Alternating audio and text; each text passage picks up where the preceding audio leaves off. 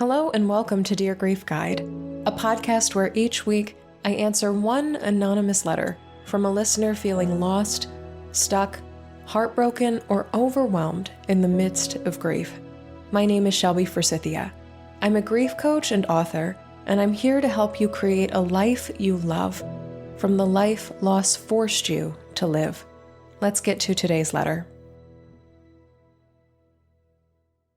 Dear Grief Guide, I'm in the darkest place I have ever been.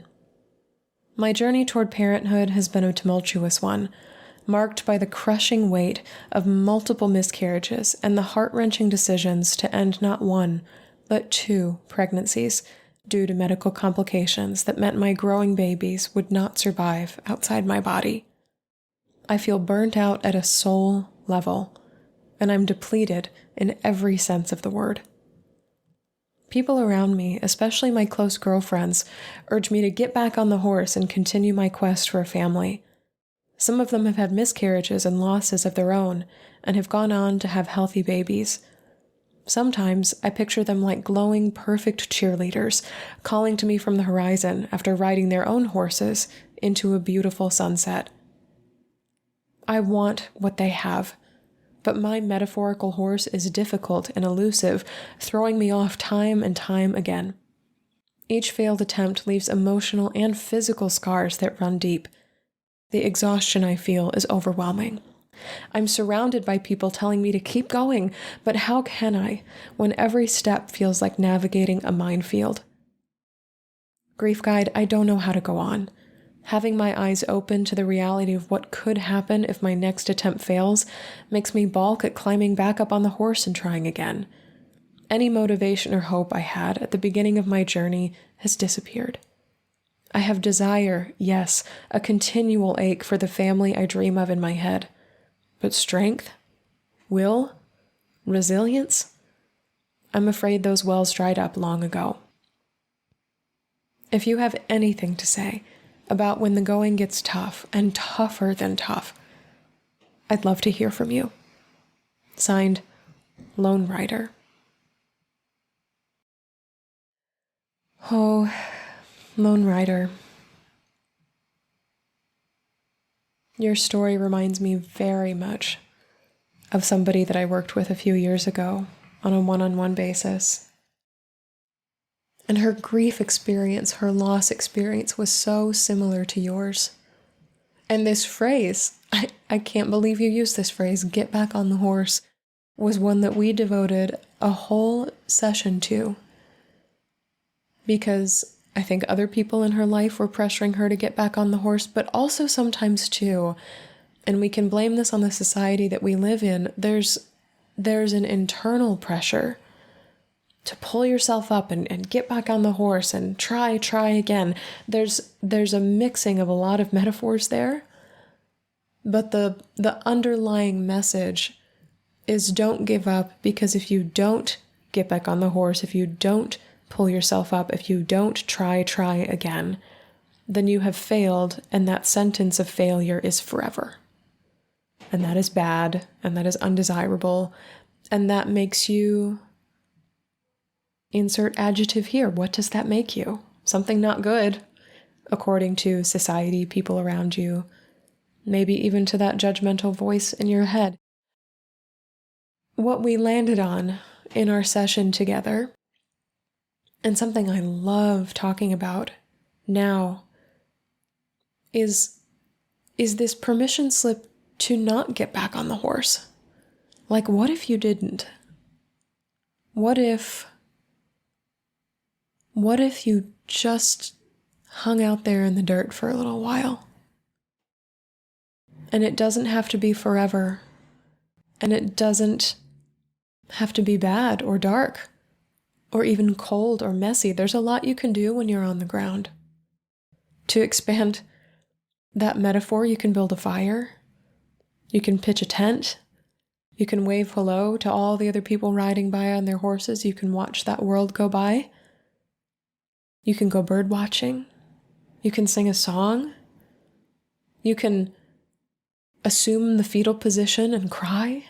You can invite somebody to sit down in the dirt with you. It's much easier to sit together when you're not in motion on a horse.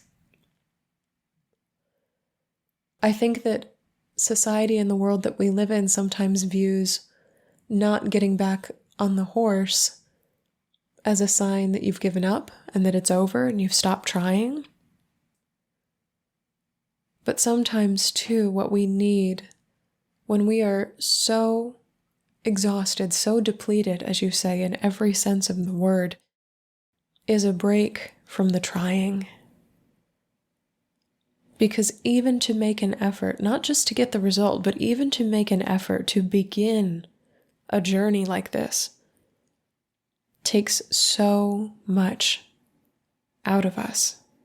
It asks so much of us. It demands so much of us, especially emotionally, physically, mentally, spiritually. I'm covering, all 4 bases here. I wonder what would happen for you, lone rider, if you gave yourself permission to have some sort of sabbatical from your journey towards parenthood. And the reason I'm framing it this way, as a sabbatical and not a forever in the dirt, is because that may not actually be what you want. You say you do want this, you have this dream, you have this desire, and I don't think that your trying has to be consistent or perpetual. I think for as much as you've tried, you can also try resting for a little bit. And I'm always framing it in this way: for a little bit, for a little while, for a season, for the time being, until further notice. What would that look like to nourish yourself in other ways? If you would like to use it for redirection, you certainly can. Are there other dreams you have? Are there dreams that have gone neglected because of this hard, fast, bucking ride you've been taking towards parenthood? Are there things that had to have been put on hold that maybe you'd like to explore? But if not, those things are effortful too. Maybe just a rest and a deep breath and a season where no trying, no expenditure is required of you is exactly what the grief guide ordered for this season of your life. And while you're here, something I'm going to ask you to do is write letters to hope. You said that any motivation or hope you had at the beginning of this journey has disappeared. And I wonder what it would feel like for you to write letters to hope, that elusive thing, especially in the darkness of grief. And they don't have to be soft either. When you are down in the dirt and hope has abandoned you, or hope has dried up, you're allowed to be mad at hope for disappearing, for ghosting you, for blessing all these other people while leaving your hands and your arms empty. You are allowed to demand that it come back. You are allowed to mourn its absence. Yeah, get creative with your letters to hope. Even one letter. It doesn't have to be serious. You can write one letter to hope. But I wonder what it would look like for you to take a pause and to write to this entity that has gone missing. And what would happen, too, if you then assumed the posture of hope, and hope wrote back from wherever it is in the world, in the universe? Where do you imagine it's gone to? How does it see you right now? What does it want for you, lone rider? Does hope have a wish or a hope for you that it needs you to know in this season of your life, in the darkest place you have ever been? So I encourage you, not from a lazy space, not from a giving up space, not from a resigned space, from a very aware and conscious space. If you are this exhausted if you are this overwhelmed, if you are this tired, to chill out in the dirt for a little while. Let that horse go have some grass. Come back later. Pitch a tent, build a fire, invite so many people to sit here with you in the waiting, in the recovering, as you refill these reserves that are so depleted for you. And in the waiting, if you're looking for something to do, write to hope. It can handle all of your emotions: anger, despondency, overwhelm, frustration, sadness, grief, all of it. Hope can handle all of it. And when you have the strength to, or feel the urge to, consider how hope might write back to you. May you in this space know that you are not the only one down here in the dirt who is tired from trying and trying and trying. May you know also that there are so many more horses to ride. This last one that bucked you off was not the last horse that will ever be in the world. Somehow there is a magical supply of horses to be had.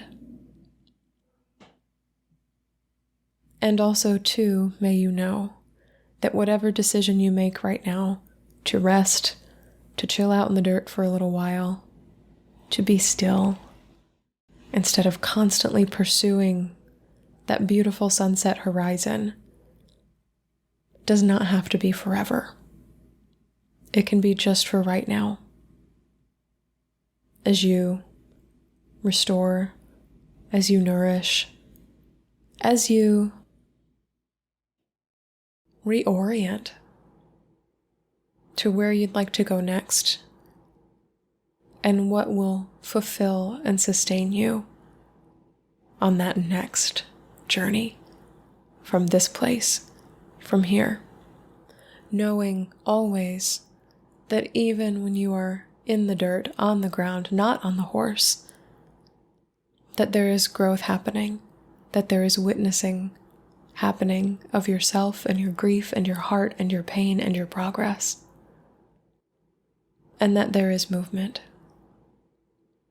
Many blessings to you.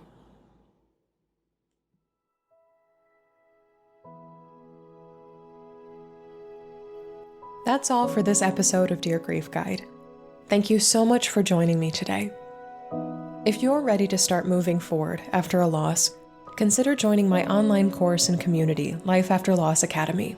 There, you'll find video lessons you can work through at your own pace, weekly live calls where I take your questions, and a welcoming community to talk about grief with others who understand. You can find the link to learn more and join today in the show notes. If this podcast helped you feel a little less alone in your grief, please subscribe and leave a review on Apple Podcasts, Spotify, or wherever you listen.